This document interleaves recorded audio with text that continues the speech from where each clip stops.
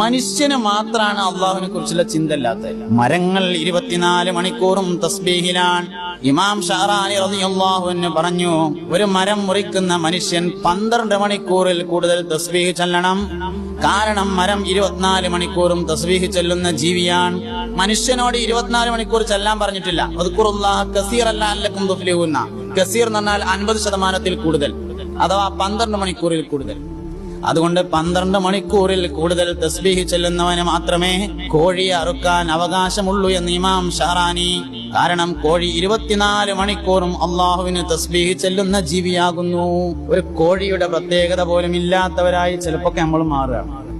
ഒരു അലക്കുകല്ലിന്റെ പ്രത്യേകത പോലും ചിലപ്പോ നമുക്ക് നഷ്ടപ്പെടും. തിരുമ്പണ കല്ലിന്റെ പ്രത്യേകത എന്താ? തിരുമ്പണ കല്ലിന്റെ പ്രത്യേകത എല്ലാ മനുഷ്യരുടെയും ഐബുകളെ തിരുമ്പണ കല്ല് മറച്ചു വെക്കുന്നു, ഇല്ലാതെയാക്കുന്നു.